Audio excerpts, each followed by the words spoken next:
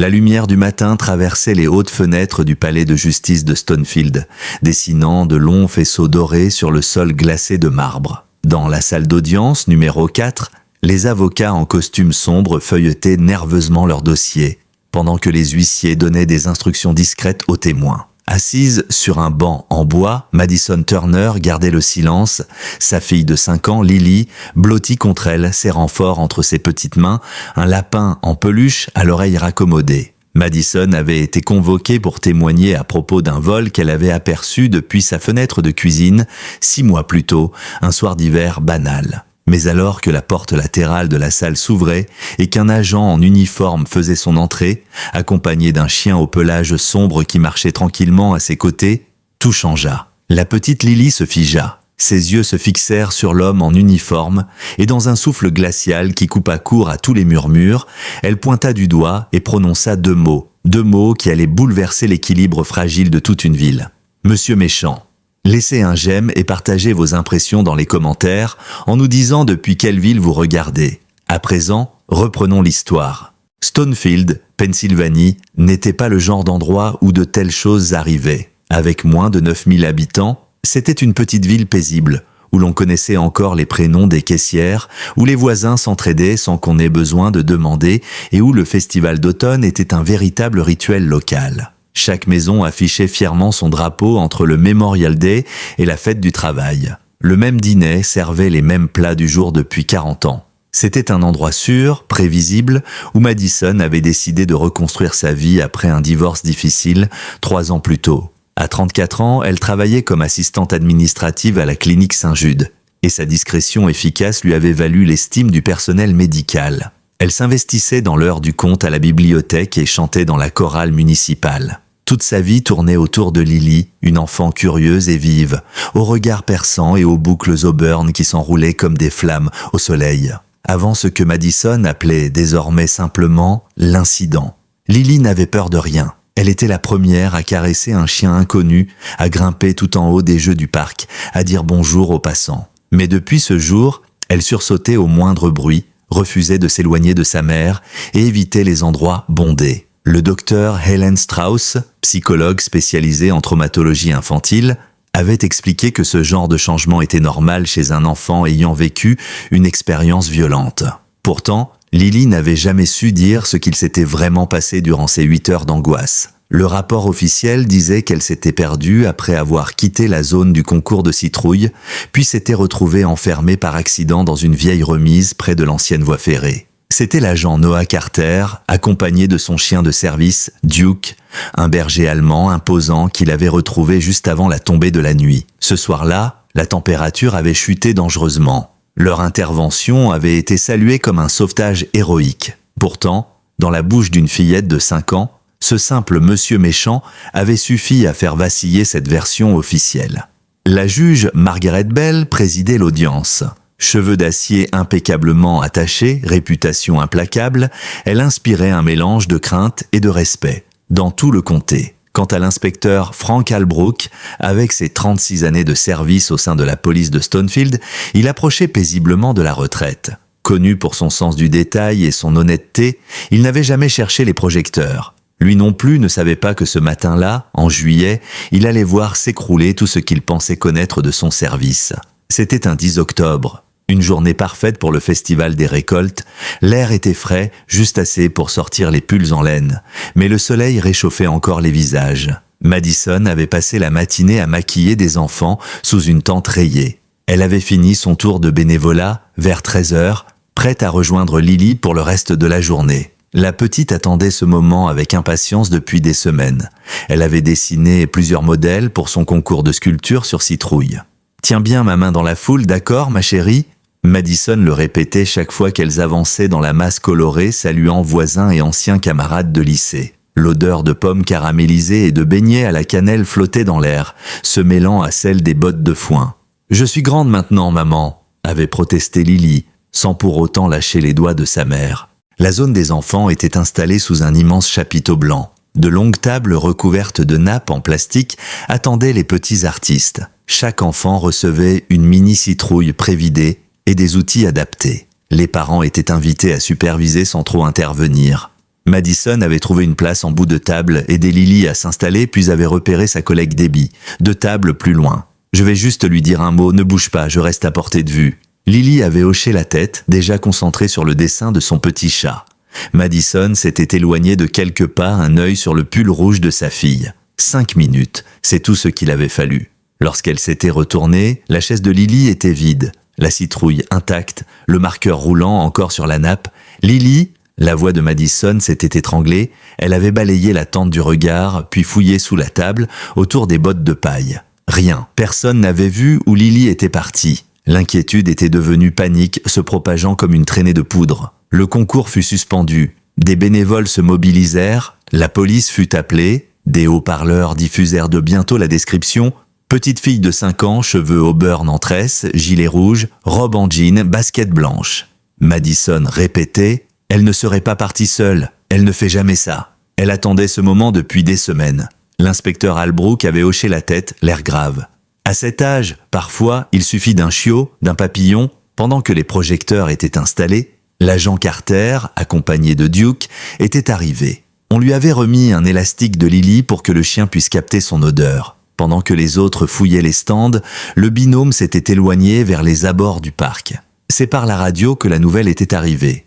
Carter à la base, Duke marque un intérêt très fort près de l'ancien dépôt ferroviaire. On s'approche d'un cabanon rouillé. Madison avait couru malgré les ordres de rester en retrait. L'abri en question était situé juste derrière une clôture grillagée mal réparée. Personne n'allait jamais là-bas. Quand elle était arrivée, l'agent Carter forçait le cadenas rouillé. « Reculez, madame !» avait-il ordonné. Duke passe en premier. Le chien avait disparu dans l'obscurité du cabanon. 10 secondes plus tard, 10 secondes qui semblèrent un siècle, une voix avait crié « Elle est là, elle est vivante !» Lily était recroquevillée dans un coin, sale, tremblante, mais indemne, du moins en apparence. À l'hôpital, le médecin avait relevé des griffures légères, un hématome sur le front, de la terre sous les ongles. « Rien d'inquiétant » avait-il déclaré. Albrook avait tenté de poser des questions, mais Lily s'était tue. 3 jours. Elle n'avait pas prononcé un mot. Puis, comme si tout avait été effacé, elle s'était remise à parler, à jouer, mais avec des ombres dans les yeux. Le rapport avait été bouclé. Lily avait dû suivre un animal, se perdre, puis s'enfermer accidentellement dans l'abri. Le héros du jour, c'était l'agent Carter. Le chien aussi, bien sûr. Madison avait serré les mains de tout le monde. Elle avait remercié, soulagé. Elle ne savait pas encore que le cauchemar ne faisait que commencer. Lily n'avait plus jamais remis le gilet rouge qu'elle portait ce jour-là. Elle l'avait enfoui dans le fond de sa commode, refusant même de le voir. Les cauchemars étaient arrivés rapidement après son retour à la maison.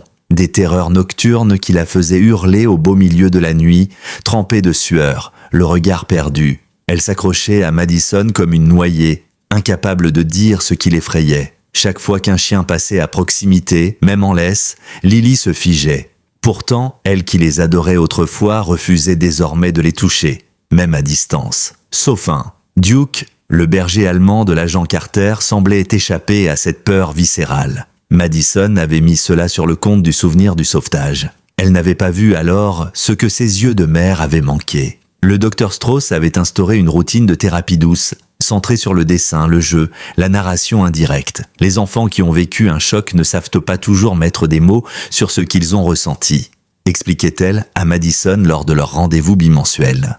Ils compartimentent, ils cachent le souvenir pour survivre. Au fil du temps, les nuits agitées avaient diminué. Lily avait repris l'école, elle recommençait à sourire, à parler avec ses camarades, mais ce n'était plus tout à fait la même petite fille. Il y avait quelque chose dans son regard, une retenue nouvelle, comme si elle observait le monde depuis un endroit plus lointain.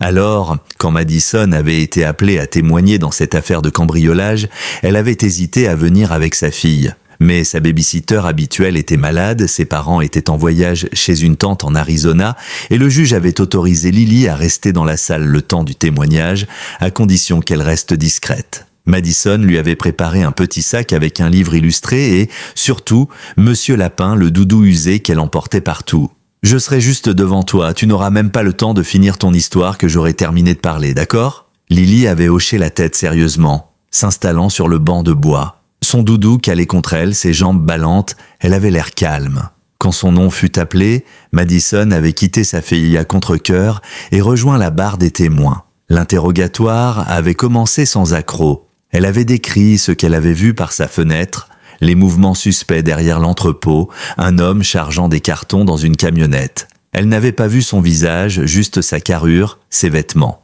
Elle répondait à la dernière question de l'avocat de la défense quand la porte latérale s'ouvrit, et tout changea. L'agent Noah Carter entra, flanqué de Duke, toujours impeccablement dressé, qui s'assit calmement près du pupitre. Le cœur de Madison s'arrêta une seconde.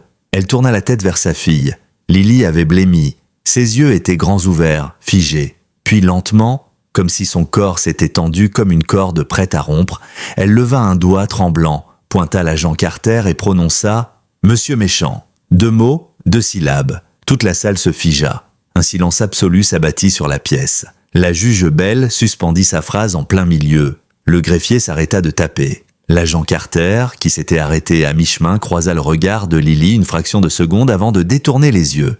Madison s'était levée précipitamment. « Nous allons suspendre l'audience 15 minutes », annonça la juge, frappant de son marteau. « Agent Carter, dans mon bureau immédiatement. Madame Turner, restez avec votre fille. Inspecteur Albrook, vous êtes requis. » Madison s'était précipitée vers Lily qui tremblait comme une feuille.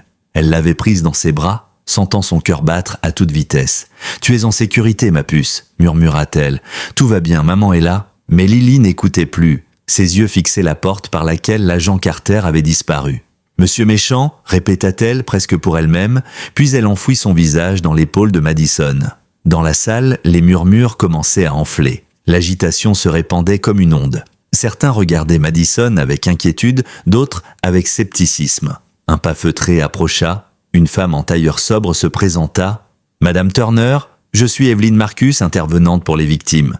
La juge Bell souhaiterait que votre fille puisse parler à quelqu'un de formé, ici même. Nous avons la chance d'avoir la docteure Naomi Keller, psychologue judiciaire pour enfants, dans le bâtiment ce matin. » Madison acquiesça, partagée entre soulagement et crainte. « D'accord, mais je reste avec elle, chaque seconde. » Elles furent conduites dans une petite salle de conférence, calme, aux murs clairs. La docteure Keller s'y trouvait déjà, une femme d'une 50aine d'années, au regard franc et à la voix douce. « Bonjour Lily.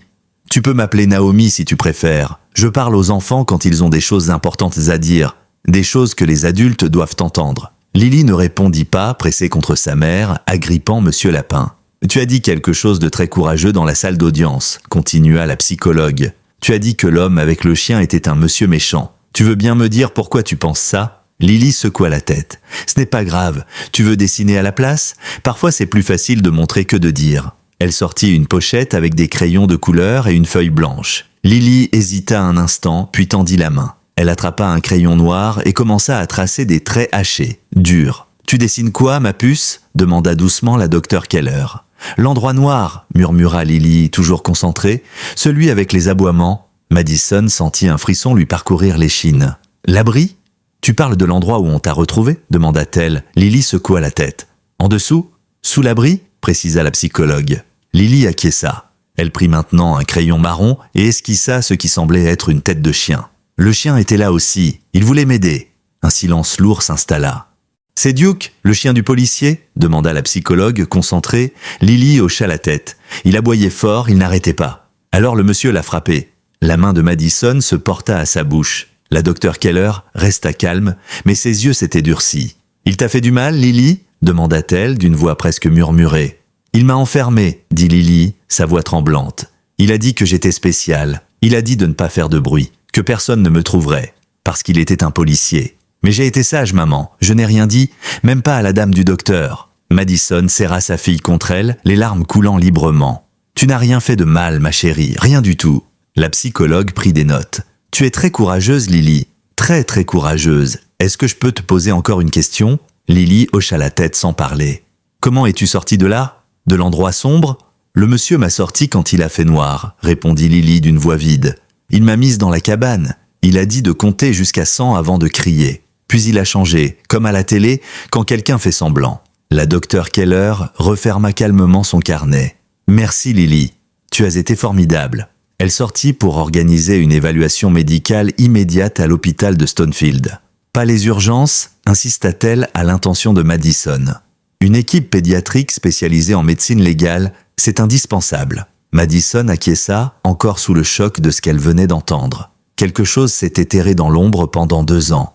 et sa fille venait de le ramener à la lumière. Pendant que Madison accompagnait Lily vers l'examen médical, l'atmosphère dans le bureau de la juge Bell était tendue à faire craquer les murs. Assise bien droite derrière son bureau, les mains croisées sous le menton, la magistrate fixait l'agent Carter sans ciller. L'inspecteur Albrook se tenait debout près de la bibliothèque, son visage marqué par les années de service restait impassible, mais ses yeux, eux, étaient profondément inquiets. À leurs pieds, Duke, le chien, semblait paisible. Pourtant, ses oreilles se dressaient avec une tension palpable. « Agent Carter, commença la juge, d'un ton sec. Souhaitez-vous m'expliquer ce qu'il vient de se passer dans ma salle d'audience ?» Carter resta figé, impeccable dans son uniforme. « Je n'en ai aucune idée, madame la juge. Les enfants de cet âge peuvent de parfois confondre ou mal interpréter certains souvenirs. »« Ce n'est pas ce que j'ai vu, » répliqua-t-elle. Cette enfant n'était ni confuse, ni hésitante, elle était terrifiée, et elle savait exactement ce qu'elle disait. Carter inspira profondément. « Avec tout le respect que je vous dois, j'étais l'officier qui l'a retrouvée. Il est possible qu'elle associe simplement mon visage à la peur qu'elle a ressentie à ce moment-là. » Albrook intervint alors d'un ton posé. « Mais ça n'explique pas, monsieur méchant Noah. » L'agent Carter se raidit. « Je ne peux pas expliquer ce que perçoit une fillette de 5 ans. Je l'ai trouvée seule, enfermée dans ce cabanon. Elle était choquée, c'est tout. » La juge tapota nerveusement son stylo contre son bureau. « Inspecteur Albrook, je veux le dossier complet de la disparition de Lily Turner sur mon bureau dans l'heure. Tous les rapports, photos, relevés médicaux, témoignages, absolument tout. Oui, madame la juge. Et vous, agent Carter, vous êtes relevé temporairement de votre service ici. Vous resterez dans la salle de repos des officiers jusqu'à ce que nous ayons clarifié cette situation. »« Pardon ?» réagit-il surpris. « C'est un ordre. Et laissez votre chien au maître chien de garde, juste pour le moment. » Un éclat étrange traversa brièvement le regard de Carter. Un rictus imperceptible, une crispation au niveau des mâchoires. Mais il se contenta d'acquiescer. « Bien, madame la juge. » Et il quitta la pièce. Pendant ce temps, dans une salle isolée de l'hôpital Saint-Jude, la docteure Keller avait préparé son équipe pour accueillir Lily. L'examen fut mené avec toute la douceur et la patience du monde. Madison tenait la main de sa fille tout au long des procédures. Aucun signe d'agression sexuelle n'était visible, heureusement. Mais des traces anciennes apparaissaient, des marques fines aux poignets et aux chevilles, des égratignures cicatrisées et une petite cicatrice sur l'omoplate que Madison jura n'avoir jamais vue avant. La docteure Keller, posée mais déterminée, nota chaque élément, tous compatibles avec une contention temporaire, expliqua-t-elle ensuite.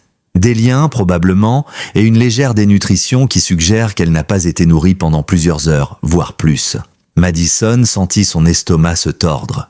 Et tout cela, personne ne l'avait remarqué il y a 2 ans.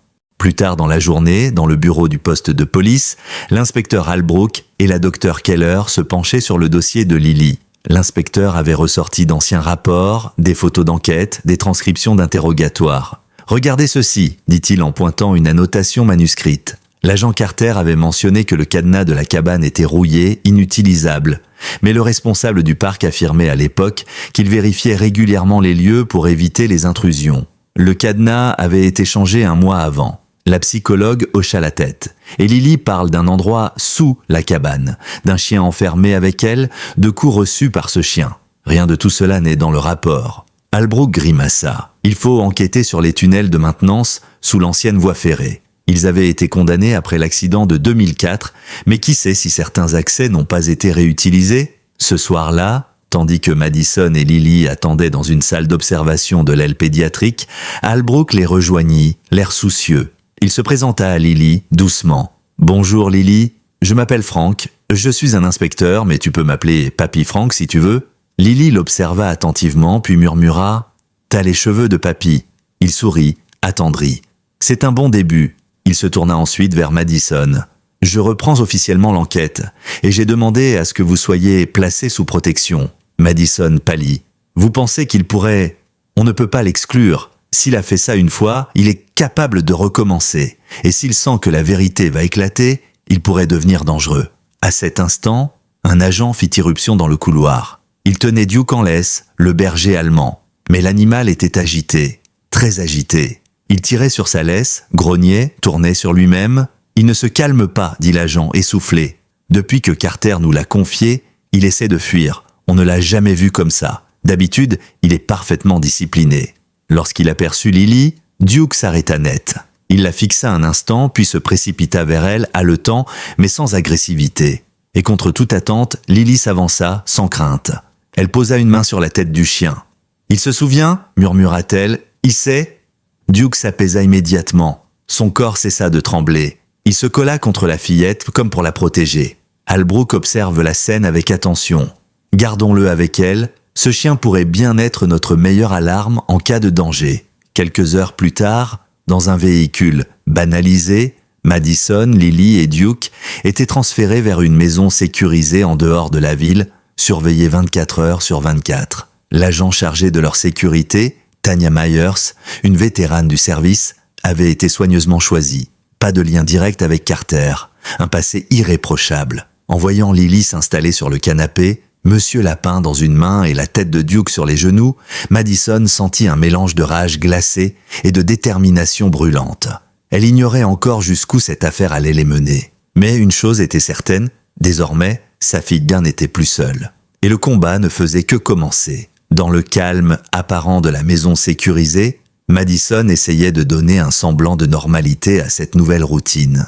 Elle préparait un dîner simple pendant que Lily dessinait à la table, Duke couché à ses pieds comme une ombre fidèle. L'agent Myers, vigilante plus discrète, faisait des rondes régulières autour de la propriété. Rien ne semblait anormal, mais Madison ne parvenait pas à se détendre. Chaque bruit dans le couloir, chaque vibration de son téléphone faisait bondir son cœur. Et elle avait raison d'être sur ses gardes. Pendant ce temps, à Stonefield, les preuves s'accumulaient. Le bureau de l'inspecteur Albrook ressemblait à une salle de guerre. Les murs étaient couverts de photos, de schémas, de cartes reliées entre elles par des fils rouges.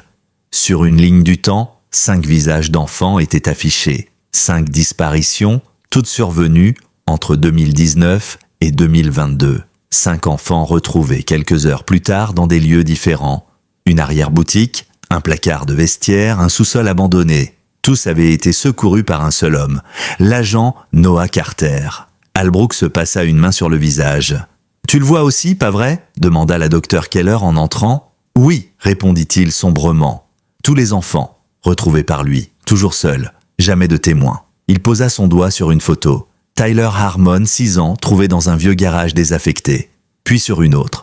Zoé Campbell, 7 ans, cachée dans un local technique du centre communautaire. Les mêmes symptômes chez chacun, choc, silence, peur des chiens. Dr Keller ajouta doucement, et aucun souvenir clair de ce qui s'était passé. Et pourtant, ils ont tous été déclarés comme des incidents isolés, des fugues, des accidents. Albrook hocha la tête, l'amertume dans la gorge. Et Carter recevait des médailles, des éloges, le héros du service canin. Un prédateur déguisé en sauveur, murmura la psychologue. Et son chien essayait de l'en empêcher. Elle se pencha sur le rapport vétérinaire. Duke, a présenté des signes de stress au cours des 2 dernières années, agitation, refus d'obéir à certaines commandes, et on a failli l'éloigner du service à cause de ça. Albrook serra les poings. Parce qu'il savait, ce chien savait, et personne n'a voulu voir. Il marqua une pause. Qu'a montré l'examen médical de Lily ? Pas d'agression sexuelle, heureusement, mais des marques nettes de contention, des signes de malnutrition sur plusieurs heures, et une petite cicatrice que sa mère n'avait jamais vue.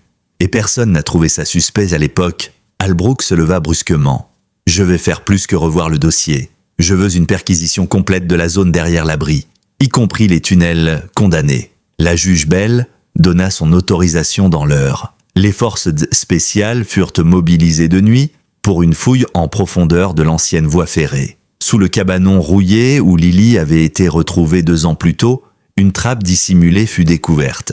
Derrière elle, un couloir étroit, maçonné, renforcé, avec des signes d'aménagement récents. Lampe torche vissée au plafond, matelas mince, restes d'emballages alimentaires. Albrook n'en revenait pas. Il avait préparé ça.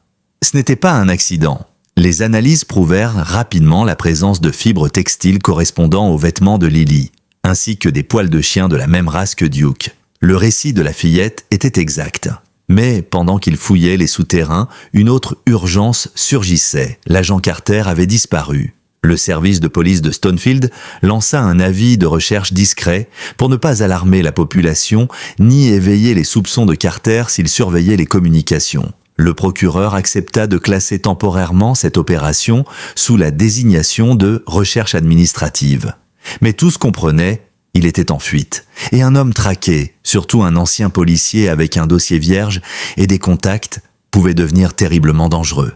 À la maison sécurisée, l'appel de l'inspecteur Albrook réveilla Madison en pleine nuit. Elle décrocha dans un souffle. « Il a disparu », dit-il simplement. « On ne sait pas où il est. » Madison jeta un œil vers la chambre de Lily, où la petite dormait paisiblement, Duke à ses côtés. « Il sait où nous sommes ?» Il avait accès aux bases de données avant qu'on lui retire ses autorisations. Et il a peut-être eu le temps de consulter l'adresse du refuge où vous êtes. Le sang de Madison se glaça. On envoie du renfort immédiatement. Et on change de lieu dès demain matin. Mais en attendant, soyez extrêmement prudente. L'agent Myers reste avec vous toute la nuit. Quelques heures plus tard, alors que la pluie battait contre les vitres et que Madison somnolait sur le fauteuil près de la chambre de Lily, un grondement grave la fit sursauter. Duke était debout, oreilles dressées, poils hérissés. Il fixait la porte. Madison se leva lentement. Il était 3h43 du matin. Elle se pencha pour prendre son téléphone. « Tout va bien ?» demanda l'agent Myers qui venait de se glisser dans le couloir. Il grogne, il a senti quelque chose. Myers se dirigea vers la porte d'entrée. « Je vérifie, restez ici. Verrouillez la chambre et mettez-vous avec votre fille. » Madison entra dans la chambre de Lily, la réveilla doucement. « Chérie, on va jouer à cache-cache, d'accord? Tu viens avec moi dans la salle de bain ?» Lily ouvrit les yeux, son regard se posant immédiatement sur Duke. « Le monsieur méchant est là ?»« Non, bébé. » Mais Duke est inquiet. Alors on reste caché un moment. Elles s'enfermèrent dans la petite salle de bain attenante, sans fenêtre. Duke se posta devant la porte en position de garde. Madison tremblait. Elle essaya de joindre l'agent Myers. Pas de réponse. Puis un bruit sourd résonna étouffé comme un corps tombant au sol. Madison appela les secours. Maison refuge sur Ledge Hill Drive. Officier de sécurité injoignable. Bruit suspect. Je suis enfermé avec ma fille. Envoyez de l'aide, vite. On lui annonça un délai de 4 minutes. Une éternité. Elle écrivit un message à Albrook. Il est cela, on est enfermé, agent blessé, Duke avec nous. Puis, depuis l'autre côté de la porte de la chambre, une voix, douce, hypocrite. Madison, c'est moi, Noé. Il y a eu un problème de sécurité, je dois vous évacuer. Lily se recroquevilla. Ne réponds pas, murmura-t-elle. Madison prit sa fille dans ses bras. Duke grognait de plus en plus fort. Je sais que vous êtes dans la salle de bain, reprit la voix. L'agent de garde ne peut plus vous aider. Il faut sortir, maintenant. Madison chercha une arme improvisée, saisissant un objet lourd dans la trousse de toilette.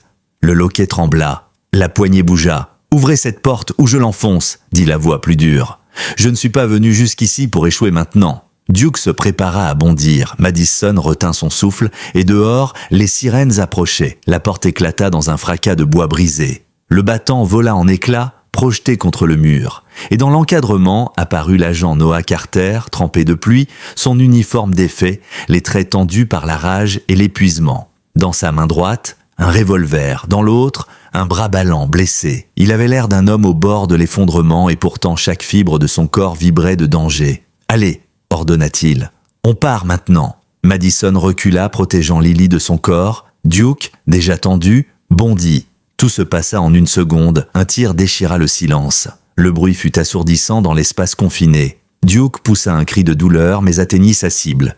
Il se jeta sur le bras armé de Carter, refermant ses mâchoires puissantes sur le poignet de l'homme. Le coup de feu avait à peine effleuré le chien. Une lutte féroce s'engagea. L'arme glissa au sol, loin d'eux. « Cours !» hurla Madison, poussant Lily vers la sortie de la salle de bain. Elle attrapa l'arme tombée, ses doigts tremblants mais fermes. Carter cria, se débattant avec le chien, hurlant des menaces. Madison se posta dans l'embrasure de la porte, la main ferme sur la crosse du revolver. « Arrêtez !» cria-t-elle. « C'est terminé, Carter !» L'homme parvint à repousser Duke, qui malgré sa blessure à l'épaule grognait encore, prêt à se jeter à nouveau sur lui. Carter leva une dague, sortie d'on ne savait où, et la plaça contre la gorge du chien. « Un pas de plus, et je le tue !» Madison sentit son cœur se figer. Elle vit le sang, la lame, la peur dans les yeux de sa fille, tapis derrière le lit. Carter se redressa, vacillant. « Donne-moi cette arme, dit-il, ou je termine ce que j'ai commencé. » La main de Madison tremblait, l'arme pointée vers lui. « La police est en route, vous n'avez aucune issue. »« Alors je les attendrai, grinça-t-il. Mais toi et la gamine, vous ne parlerez pas. » Il s'approche d'un pas. Madison resserra sa prise sur la gâchette. Lily cria « Non, ne fais pas de mal à Rex !» Le nom qu'elle avait donné au chien, celui qu'elle n'avait jamais cessé de considérer comme son protecteur. À l'entente de ce nom, Carter marqua une pause, surpris. « Il s'appelle pas ?» Mais ce bref moment de doute fut suffisant. Duke, non Rex, en profita pour se dégager et se jeter une nouvelle fois sur Carter. Cette fois, Madison n'hésita pas. Elle appuya sur la détente. Le coup partit, net. Carter chancela, saisi par la surprise.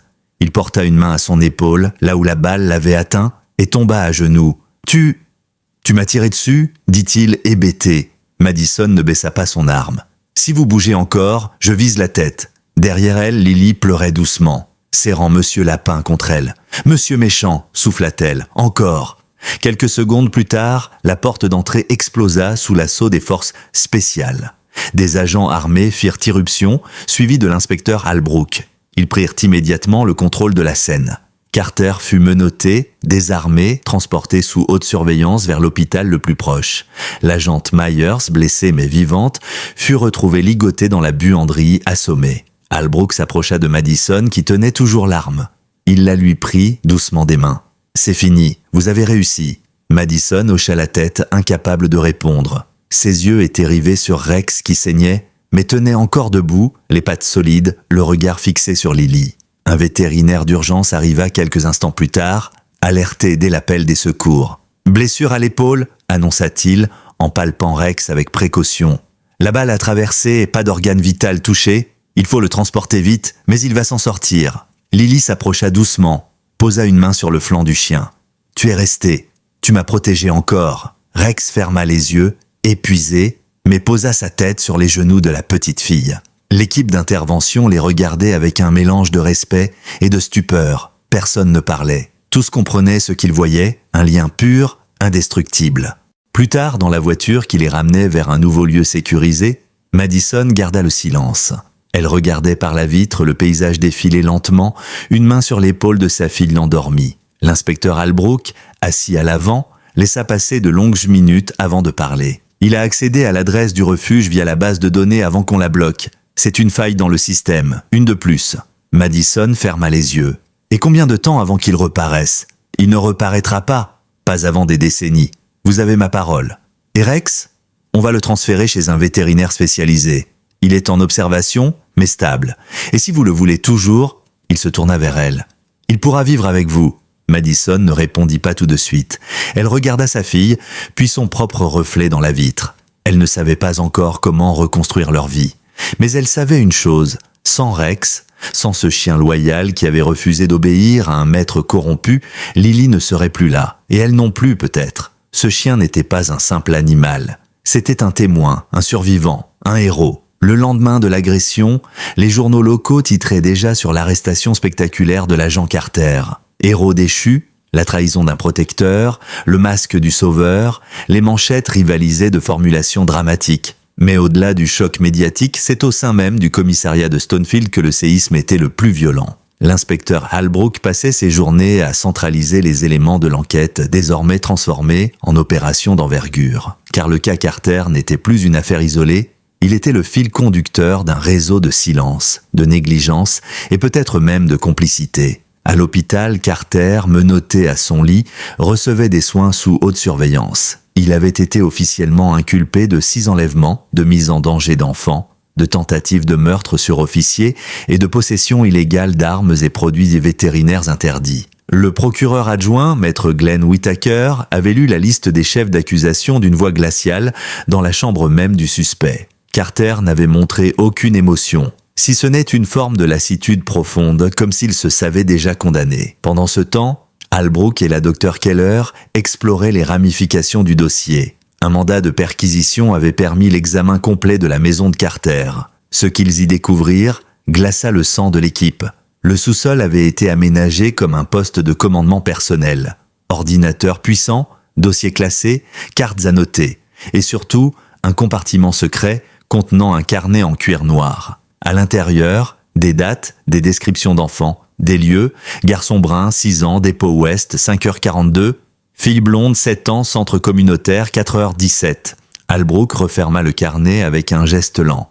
Il tenait des archives, il notait tout, mais le plus accablant fut la découverte d'une propriété secondaire. Une cabane à 40 km de Stonefield, enregistrée au nom d'une société fictive.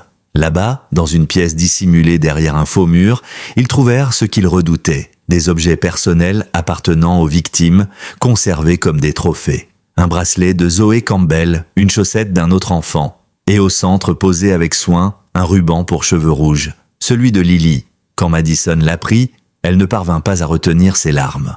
Elle se trouvait alors dans le nouveau lieu sécurisé, un chalet discret prêté par l'État, accompagné de l'agent Tanya Myers, désormais remise, et de Rex, toujours en convalescence, mais déterminé à ne pas quitter sa protégée. Lily passait ses journées à côté de lui lisant des histoires, lui donnant des friandises sous le regard de sa mère. « C'est mon chien maintenant », disait-elle à qui voulait l'entendre. « Il me protège, je le protège. » Cet après-midi-là, Albrook vint en personne avec un dossier épais. Il s'assit face à Madison pendant que Lily jouait dehors avec Rex dans la cour grillagée. On a trouvé son carnet, il tenait un journal et il ne s'est pas arrêté à Lily. 5 autres enfants, tous retrouvés par hasard par ses soins. Tous portaient des traces de stress, des symptômes de séquestration. Madison blêmit. Et personne ne s'est posé de questions. Albrook secoua lentement la tête. Il était irréprochable sur le papier. Et il avait le meilleur chien de l'unité. Ou du moins, le plus loyal. Rex savait, dit Madison. Il essayait de les aider. Oui, et c'est pour ça qu'il voulait le remplacer. Le dossier vétérinaire montre qu'il avait enclenché les démarches pour faire retirer Rex du service, prétextant des troubles du comportement. Albrook fit une pause, son visage marqué. Il fallait l'écarter. Rex devenait trop imprévisible à ses yeux, trop honnête. La colère de Madison bouillonnait. « Et maintenant ?» demanda-t-elle. « Maintenant, on va lui faire payer. Il y aura un procès, et tout le monde saura ce qu'il a fait. » Albrook se leva. « Mais ce n'est pas tout. » Il sortit un document de sa mallette. « Je suis venu vous demander quelque chose. » Madison haussa les sourcils méfiante. « Rex, il n'est plus utilisable comme chien de service. Il est officiellement mis à la retraite.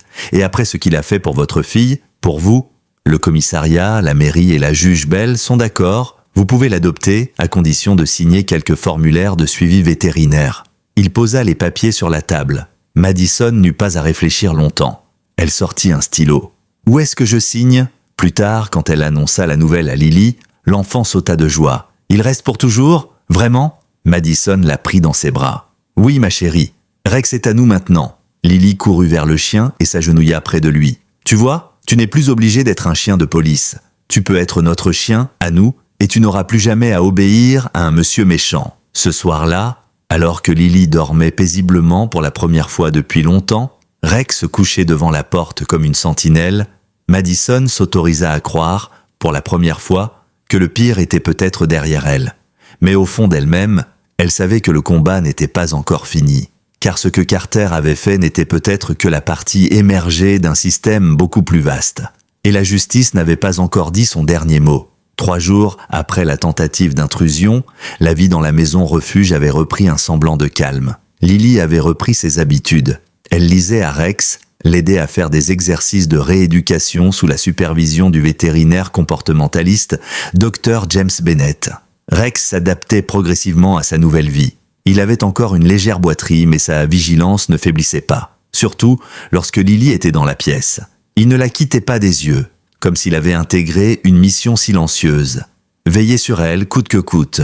Ce matin-là, Madison avait rendez-vous avec la juge Bell, le procureur Whittaker, l'inspecteur Albrook et 2 hommes qu'elle n'avait encore jamais rencontrés. Dans une salle de réunion sécurisée à l'écart du tribunal, les visages étaient fermés. La juge Bell prit la parole la première. « Madame Turner, avant toute chose, je tiens à vous présenter, au nom du tribunal, mes excuses les plus sincères. Ce que vous et votre fille avez traversé est inacceptable. Nous avons failli à notre devoir de protection. » Madison hocha la tête, sans répondre. Elle voulait entendre ce qu'ils avaient à lui dire. « L'enquête interne a révélé des défaillances systémiques dans la chaîne de commandement, » poursuivit la juge. 2 officiers supérieurs ont été suspendus pour avoir ignoré des signaux d'alerte sur Carter.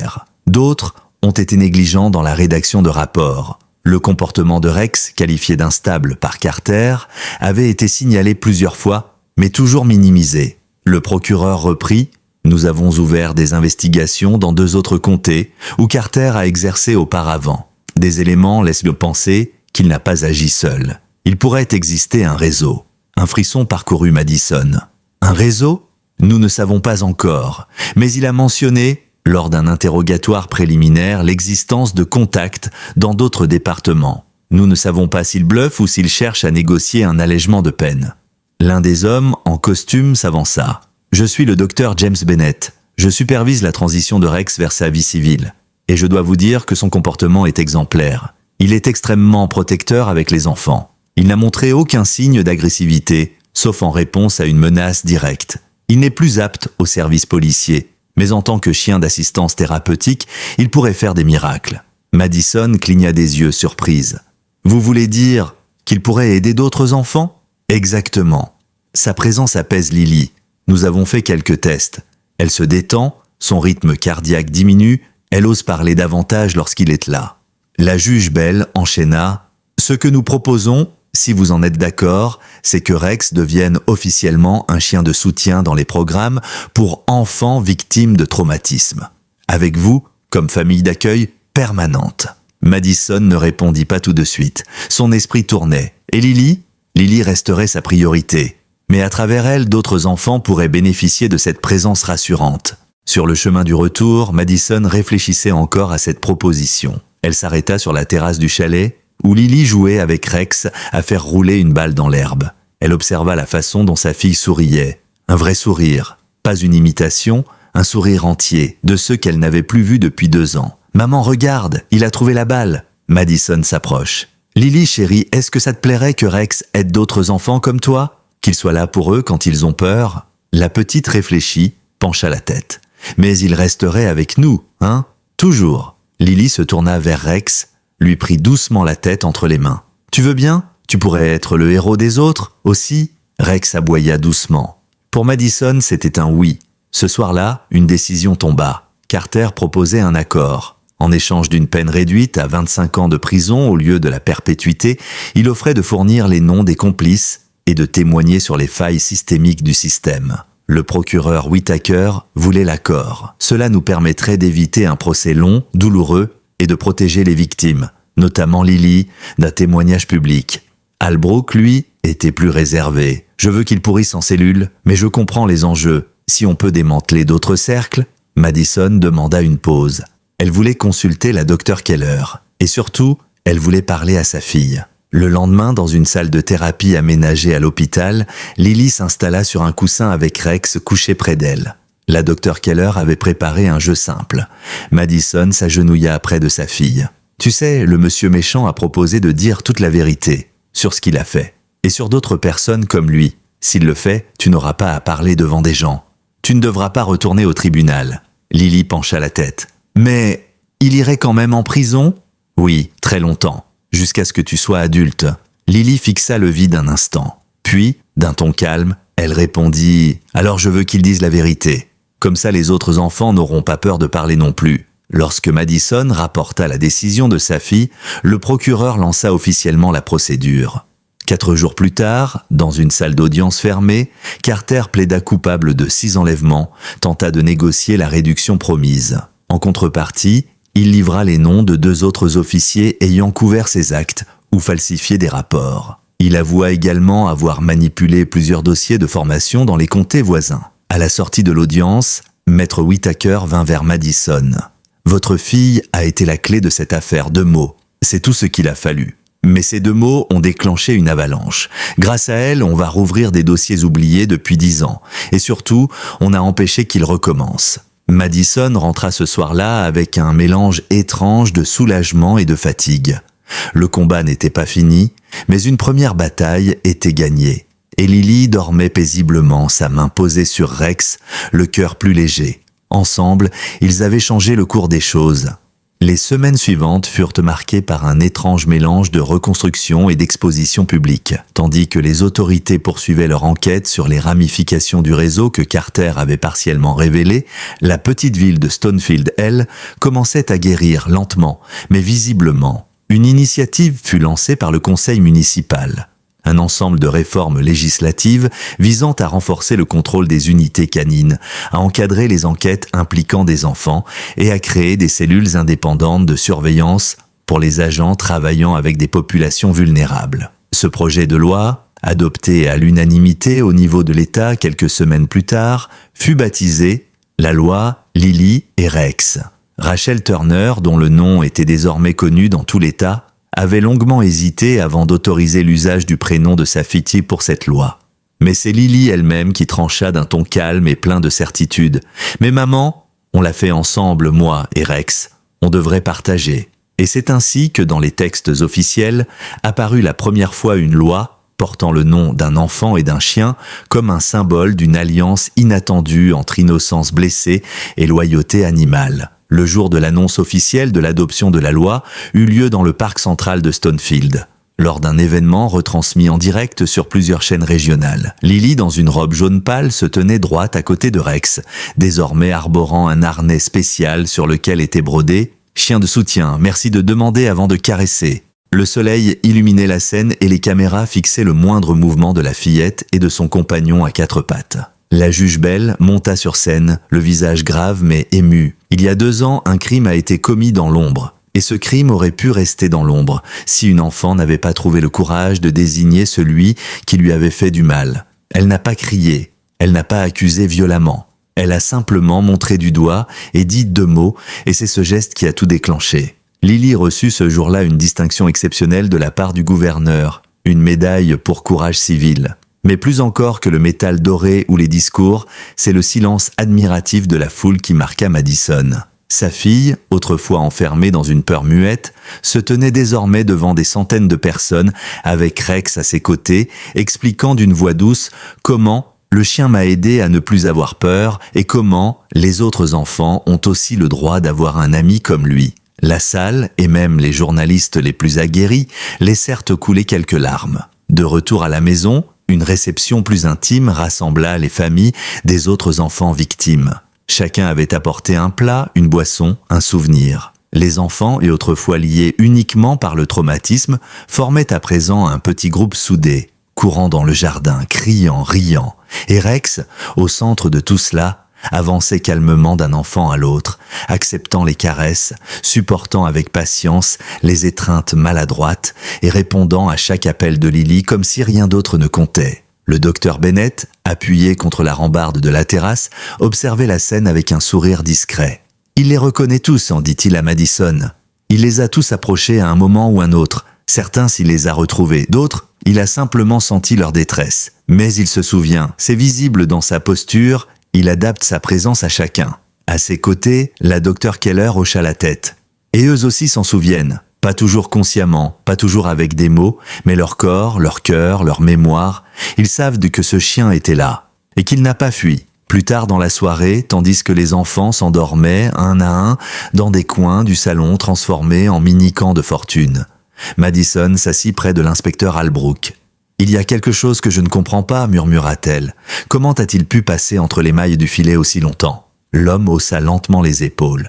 Parce qu'il cochait toutes les cases, parce qu'il travaillait bien, parce qu'il était respecté, parce qu'on ne soupçonne pas ceux qui trouvent là les enfants, surtout quand ils les ramènent vivants. Il marqua une pause.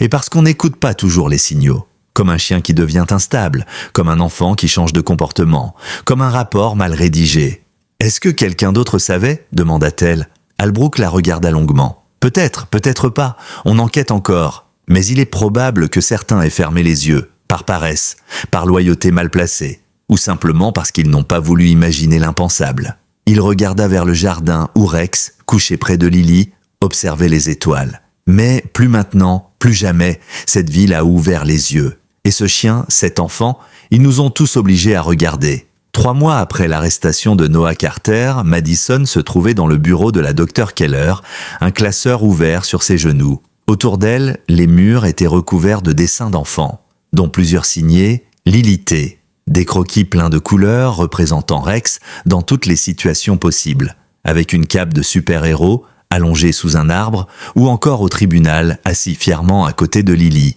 C'était devenu une sorte de rituel thérapeutique. Chaque semaine, Lily dessinait une nouvelle scène de leur vie partagée.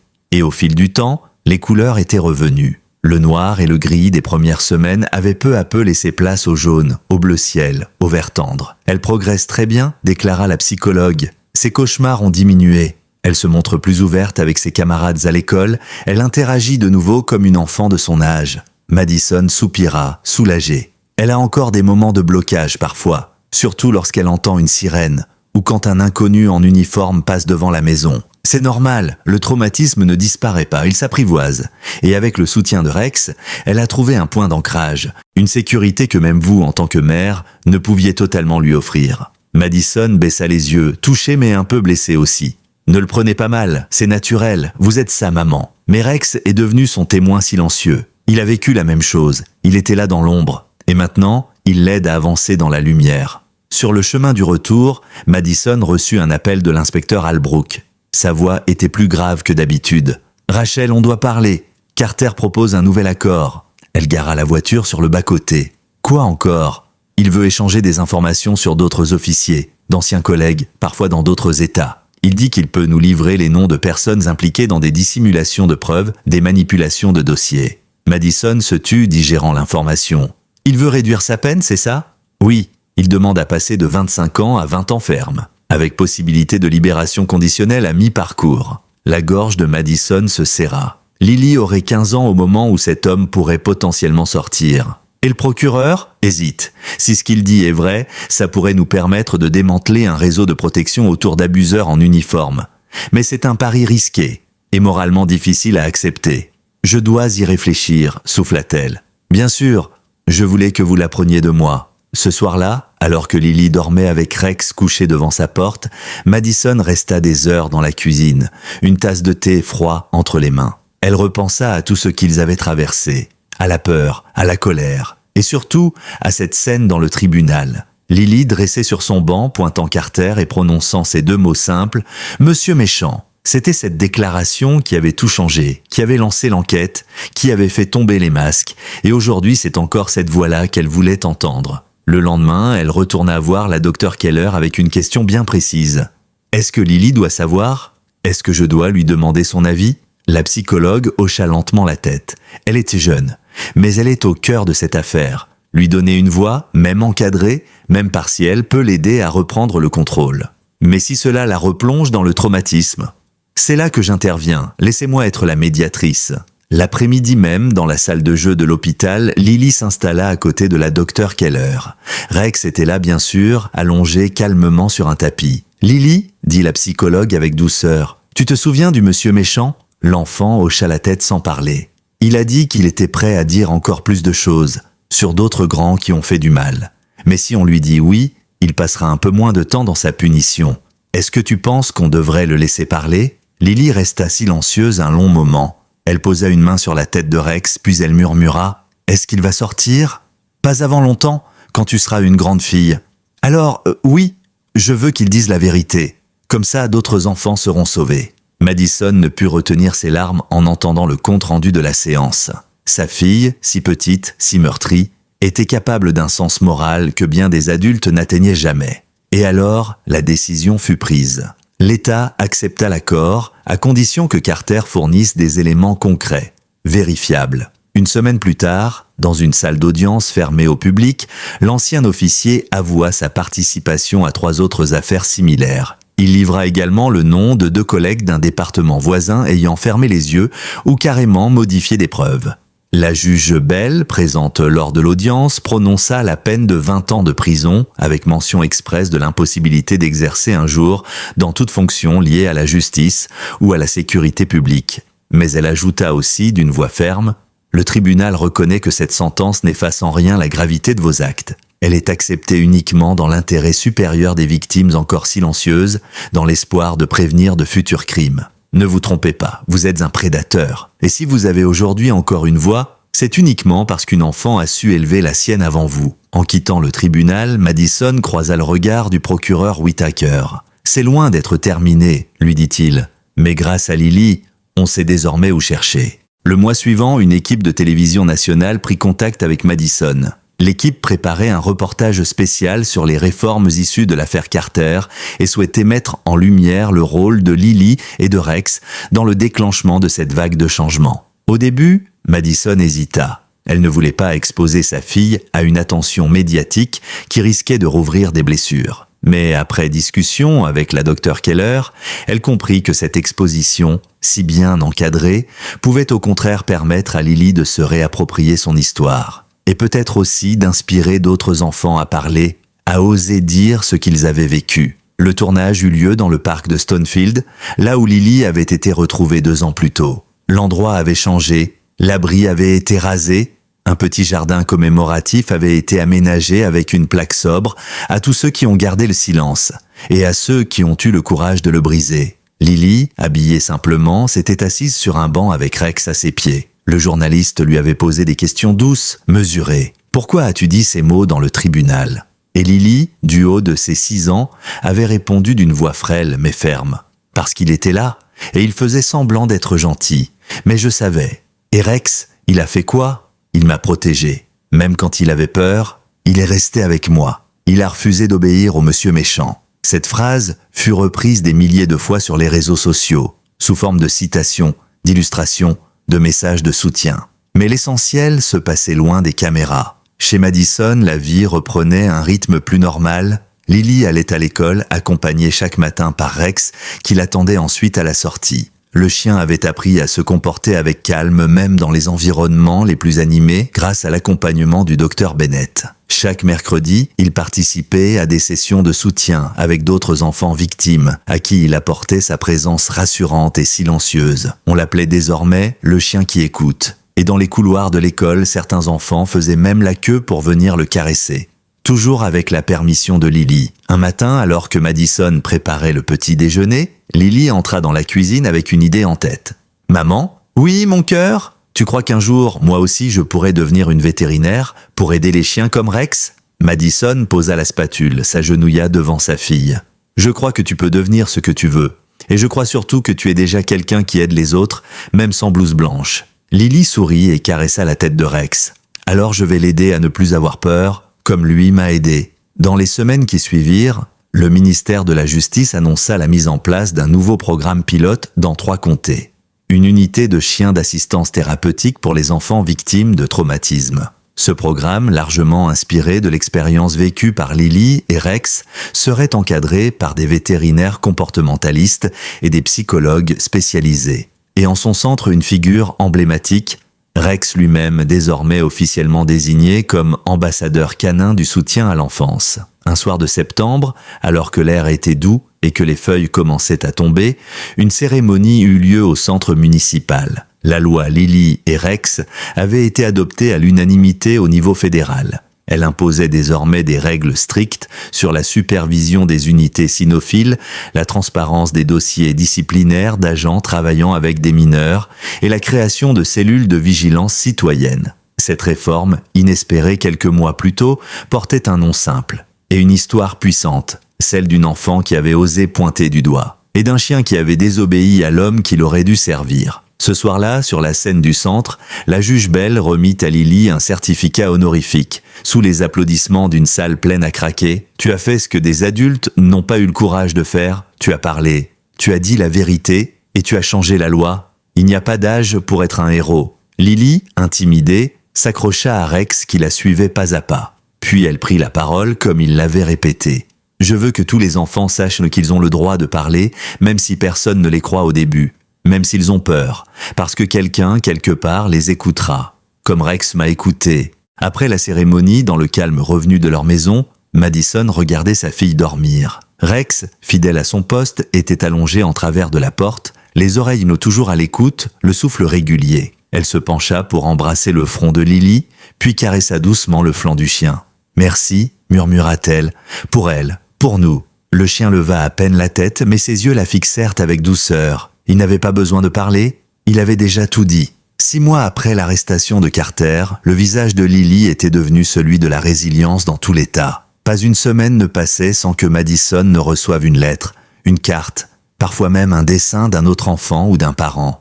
Il venait de partout, des familles le touchaient elles aussi par le silence, par le doute, par la peur d'être accusées de mentir. Des enfants qui avaient enfin osé parler, parce que Lily l'avait fait, et parce que Rex, ce chien au regard calme et au passé compliqué, leur avait montré qu'on pouvait désobéir à ce qui semblait inévitable. Dans sa chambre, Lily avait accroché certains de ses messages autour de son bureau. Elle les lisait à voix haute certains soirs, sous le regard attentif de Rex. Elle en comprenait le sens profond, même si certains mots lui échappaient encore. « Elle m'inspire », disait souvent la docteure Keller. « Elle donne du sens au mot « réparation ». Elle transforme l'après en quelque chose de solide. Mais toutes les blessures ne guérissaient pas aussi bien. Certaines des autres victimes retrouvées par Carter avaient encore du mal à parler. D'autres étaient en rupture scolaire ou peinaient à dormir sans veilleuse. Une famille avait même déménagé dans un autre État. C'est ce constat qui poussa Madison à proposer, lors d'une rencontre avec le gouverneur, la création d'un centre de reconstruction spécialisé pour enfants victimes de violences commises par des figures d'autorité. Un centre avec des thérapeutes formés, un cadre rassurant et surtout la présence de chiens comme Rex. L'idée séduisit immédiatement et en quelques mois, un projet concret prit forme. Le centre Rex, installé dans une ancienne école rénovée à la sortie de Stonefield. Une aile entière y serait dédiée à l'intervention animale où d'anciens chiens de service, désormais retraités, pourraient offrir leur présence rassurante à des enfants qui, comme Lily autrefois, avaient besoin de silence et de loyauté plus que de mots. Pendant ce temps, l'affaire Carter arrivait à son épilogue judiciaire. Les 2 autres officiers cités dans les aveux furent arrêtés, inculpés, puis placés en détention provisoire. Les médias parlaient désormais d'un effet domino déclenché par la simple phrase d'une fillette dans un tribunal. « Monsieur méchant », 2 mots, 2 syllabes, un monde renversé. Le jour de l'audience finale, Carter apparut dans la salle menottée, plus maigre, plus terne. Il ne leva pas les yeux vers le banc où se trouvait Madison entourée de ses parents et de l'inspecteur Albrook. Lily n'était pas présente. La juge Bell, qui présidait encore une fois l'audience, prononça la clôture des procédures avec sobriété. « La justice ne peut réparer l'irréparable, dit-elle, mais elle peut dire ce qui s'est passé, elle peut reconnaître, elle peut condamner et elle peut surtout empêcher que cela recommence. » Quand elle quitta la salle, Madison sentit une forme de poids s'alléger. Ce n'était pas une libération, ce n'était pas une fin, mais c'était une étape, une confirmation que, désormais, l'histoire était dite, et qu'elle n'appartenait plus seulement à celles et ceux qui l'avaient subie, mais à tout un système qui devait évoluer. Ce soir-là, alors que Lily faisait des puzzles avec Rex dans le salon, Madison s'installa en silence, un thé entre les mains, et les observa. Sa fille parlait doucement au chien, lui expliquant comment assembler les pièces, comme si Rex comprenait chaque mouvement. Et peut-être que c'était le cas. Il la regardait avec l'attention d'un gardien, d'un ami, d'un être qui ne la quitterait jamais. « Tu sais, maman ?» dit soudain Lily sans se retourner. « Quand je serai grande, je veux qu'on ait d'autres chiens comme Rex, pour les enfants qui ont peur. Comme ça, ils n'auront plus à attendre que quelqu'un les écoute. » Madison sourit, la gorge serrée. « C'est une très belle idée, ma chérie. Et on les appellera les chiens héros, ajouta-t-elle, parce qu'ils sont comme Rex. Ils n'ont pas eu peur quand les grands ont eu peur. » Rex posa doucement sa tête sur les genoux de Lily, comme s'il approuvait. Un an jour pour jour, après l'audience qui avait scellé le sort de Noah Carter, une cérémonie fut organisée dans le parc central de Stonefield. L'air était doux, les érables en fleurs et les bancs installés pour l'événement affichaient complet. Des familles, des éducateurs, des policiers, mais aussi des enfants, certains rescapés, d'autres venus en soutien, avaient fait le déplacement. Le centre Rex allait officiellement ouvrir ses portes, et à cette occasion, une plaque fut dévoilée. À ceux qui ont veillé dans l'ombre, à ceux qui ont parlé quand il aurait été plus simple de se taire. Lily, vêtue d'une robe bleu pâle, les cheveux attachés avec un ruban jaune, gravit lentement les quelques marches de l'estrade. À ses côtés, Rex, désormais âgé mais toujours majestueux, marchait d'un pas calme, les yeux rivés sur la fillette. Il portait un harnais spécial aux couleurs du programme, bleu nuit et argent, avec une inscription brodée en lettres simples, partenaire de résilience. La juge Bell ouvrit la cérémonie avec un discours sincère et bref. Elle rappela le rôle fondamental de Lily et de Rex, mais insista surtout sur l'avenir. Ce centre n'est pas seulement une réponse à une injustice, il est un engagement, une promesse, celle de ne plus jamais fermer les yeux, celle de croire les enfants, celle de ne pas sous-estimer le pouvoir d'un silence brisé. Puis, devant un public attentif, Lily s'approcha du micro. Elle lut un texte qu'elle avait écrit avec l'aide de sa mère et de la docteure Keller. Sa voix était claire, douce mais assurée. Quand j'ai eu peur, personne ne le voyait. Quand j'ai parlé, certains ont douté. Mais Rex m'a cru. Il n'a pas parlé, mais il laissait rester. Il n'a pas fui. Et parce qu'il laissait rester, moi aussi je suis resté.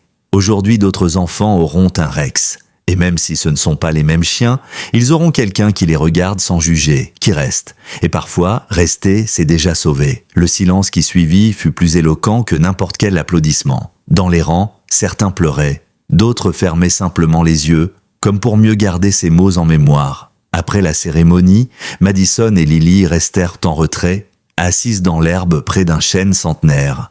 Rex, fatigué par l'agitation, s'était couché à l'ombre, la tête posée sur les genoux de Lily. « Il vieillit » murmura Madison. « Mais il est encore là » répondit Lily sans détour. « Il restera jusqu'à ce qu'il sache que c'est bon, que tout le monde est en sécurité. » Les mois passèrent.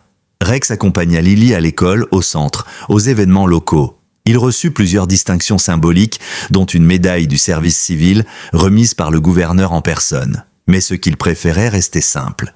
Les soirées tranquilles, la voix de Lily qui lui racontait sa journée, et les moments où il pouvait poser la tête contre elle comme pour dire « Je suis toujours là ». Lorsque Rex s'éteignit paisiblement 2 ans plus tard, dans son sommeil, à l'âge respectable de 13 ans, la ville lui rendit hommage. Les drapeaux de la caserne de pompiers et du commissariat furent mis en berne. Une minute de silence fut observée dans toutes les écoles partenaires du programme. Et à Stonefield, on planta un arbre au cœur du jardin du centre, avec une plaque sobre. Rex, il est resté. Ce soir-là, Madison retrouva Lily sur le perron, une couverture sur les genoux, regardant le ciel. « Tu crois qu'il est tout maintenant ?» demanda la fillette. Madison serra sa main. « Peut-être quelque part où il veille sur d'autres enfants, peut-être juste là, dans ton souvenir. Mais une chose est sûre, il restera dans ton cœur, pour toujours. » Lily hocha doucement la tête. « Alors je continuerai pour lui. Je vais aider d'autres enfants, comme il m'a aidé. » Elle leva les yeux vers les étoiles. « Il n'est pas parti. Il m'a juste passé le relais. » Et c'est ainsi que l'histoire de Rex et Lily, née dans l'obscurité d'un abri oublié, devint un symbole lumineux pour toute une génération. Une histoire qui rappelait à ceux qui l'écoutaient que même dans le silence le plus profond, une voix pouvait se lever, que même dans la peur, un être pouvait rester, et que parfois il suffisait d'un enfant et d'un chien pour faire vaciller les murs du silence.